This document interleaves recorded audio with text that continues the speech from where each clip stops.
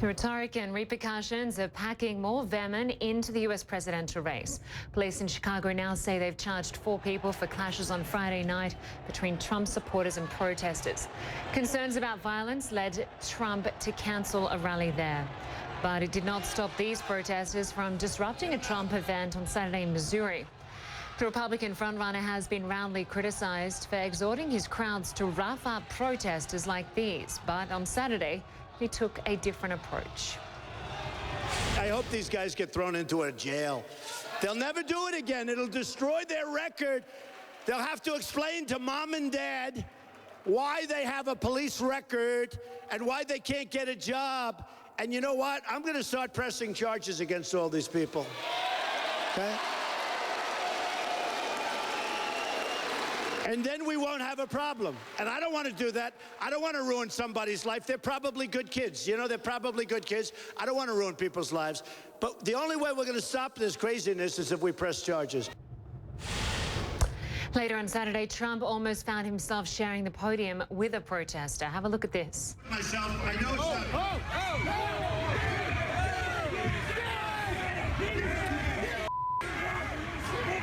Secret Service agents blocked the demonstrator as he rushed the stage at an event in Ohio.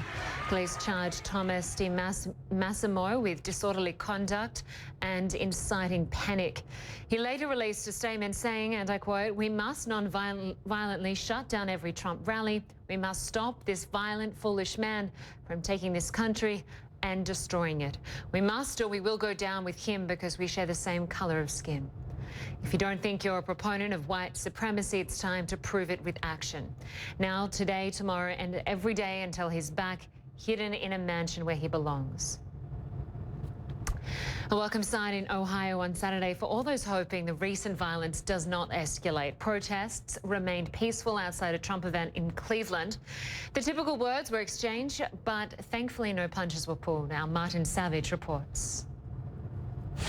Standing just outside the IX Center, as they call it here, you could see as they brought out the protesters, and at times through door 27A, that's the door they were using to escort them out of the building, you'd see them come in groups of 5, sometimes groups of 10.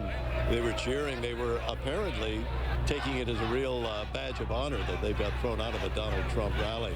They represented all different kinds of causes, but they said their treatment inside actually was pretty good. That they were surrounded by Trump supporters who would shout, but there was no fighting, there was no ugliness like that. They said the authorities quickly moved in and said, look, you have to leave, and then showed them the door. Outside here, when the event was over, some friction because there were protesters who were against Trump waiting for the Trump supporters as they came out. A lot of loud shouting, but nothing beyond that. Cleveland has a reason that they want this to go well because, of course, coming up in the summer, they host the Republican National Convention. This was in a very minuscule way, a kind of a dry run for that. It seems to have gone fairly well here. Meanwhile, there were 2 Republican caucuses on Saturday. Texas Senator Ted Cruz won the most delegates, with Wyoming with 9. Frontrunner Donald Trump gained 1. So did Marco Rubio. The Florida senator did better in Washington, D.C. He won the convention there and gained 10 delegates.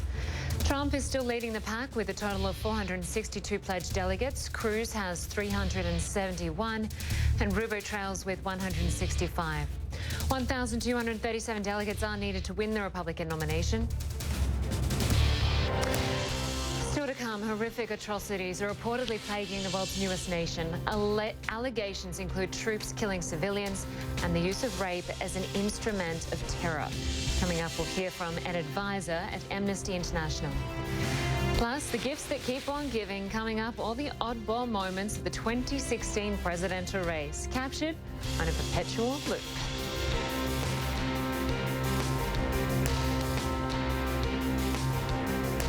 Just days before the Ohio winner-take-all